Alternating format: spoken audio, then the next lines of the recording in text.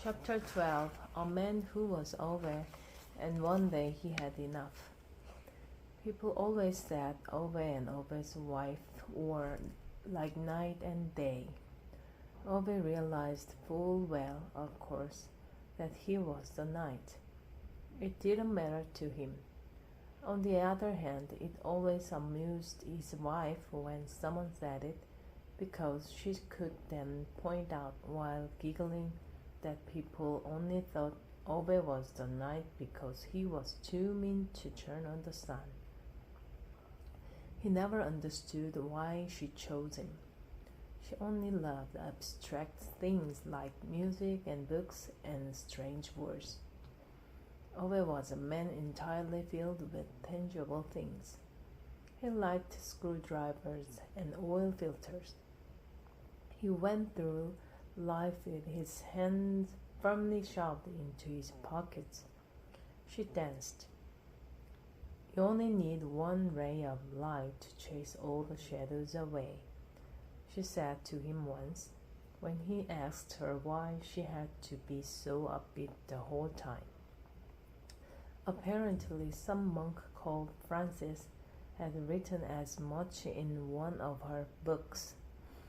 You don't fool me, darling, she said with a playful little smile and crept into his big arms. You're dancing on the inside of it when no one's watching, and I'll always love you for that, whether you like it or not. Oh, I never quite fathomed what she meant by that. He'd never been one for dancing. It seemed far too haphazard and giddy. He liked straight lines and clear decisions. That was why he had always liked mathematics. There were right or wrong answers there. Not like the other hippie subjects they tried to trick you into doing at school, where you could argue your case, as if that was a way of concluding a discussion, checking who knew more long words. Ove wanted what was right to be right and what was wrong to be wrong. He knew very well that some people thought he was nothing but a grumpy old sod without any faith in people. But, to put it bluntly, that was because people had never given him reason to see it another way. Because a time comes in all men's lives when they decided what sort of man they're going to be. The kind that lets other people walk all over them or not. Ove slept in the sub the nights after the fire. The first morning he tried to clear up among the ashes and destruction. The second morning he had to accept that this would never sort itself out. The house was lost and all the work he had put into it. On the third morning, two men wearing the same kind of white shirts as that chief fireman turned up. They stood by his gate, apparently quite unmoved by the ruin in front of them. They didn't present themselves by name, only mentioned the name of the authority they came from, as if they were robots sent out by the mothership. We've been sending you letters, said one of the white shirts, holding out a pile of documents for Ove. Many letters, said the other white shirt, and made a note in a pad. You never answered, said the first, as if he was reprimanding a dog. Ove just stood there, defiant. Very unfortunate, this, said the other, with a curt nod at what used to be Ove's house. Ove nodded. The fire brigade says it was caused by a harmless electrical fault, continued the first white shirt robotically, pointing at a paper in his hand. Ove felt a spontaneous objection to its use of the word harmless. "We've sent you letters," the second man repeated, waving his pad. "The municipal boundaries are being redrawn. The land where your house stands will be developed for a number of new constructions." "The land where your house stood," corrected his partner. "The council is willing to purchase your land at the market price," said the first man. "Well, a market price now that there's no longer a house on the land," clarified the other. Ove took the papers, started reading. "You don't have much a choice," said the first. "This is not so much your choice as the council's," said the other. The first man tapped his pen impatiently against the papers, pointing at a line at the bottom where it said signature. Ove stood at his gate and read their document in silence. He became aware of an ache in his breast.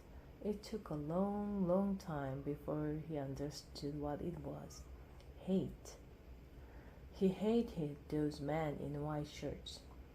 He couldn't remember having hated anyone before, but now it was like a ball of fire inside. Ove's parents had bought his house. Ove had grown up here, learned to walk. His father had taught him everything there was to know about a sub-engine here. And after all that, someone at the municipal authority decided that something else should be built there. And a man with a round face sold insurance that was not insurance.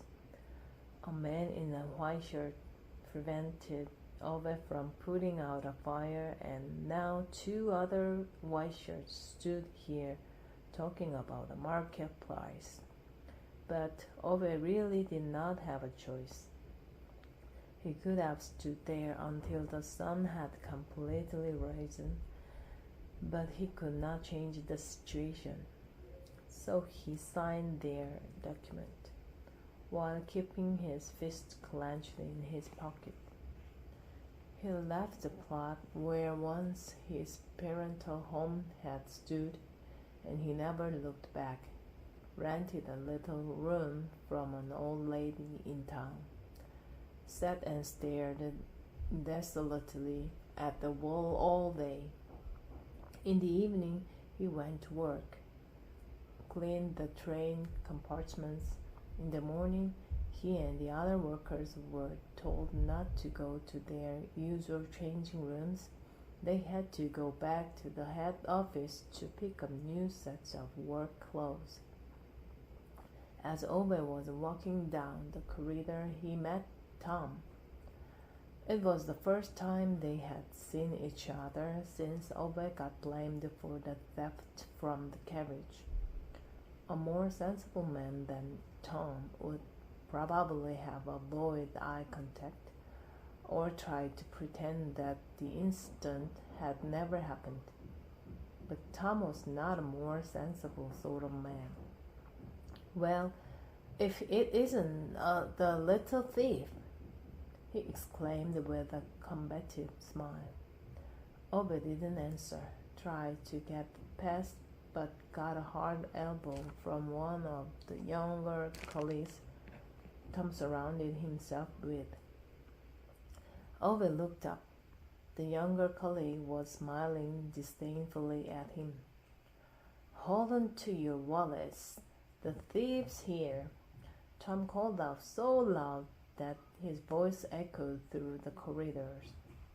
With one hand, Ove took a firmer grip on the pile of clothes in his arm, but he clenched his fist in his pocket, went into an empty changing room, took off his dirty old work clothes, unclipped his father's dented wristwatch, and put it on the bench. When he turned round to go into the shower, Tom was standing in the doorway. "We heard about the fire," he said. Obed could see that Tom was hoping he'd answer. "That father of yours would have been proud of you. Not even he was useless enough to burn down his own bloody house." Tom called out to him as he was stepping into the shower. Obed heard his younger colleagues all laughing together. He closed his eyes, leaned his forehead against the wall, and let the hot shower flow over him.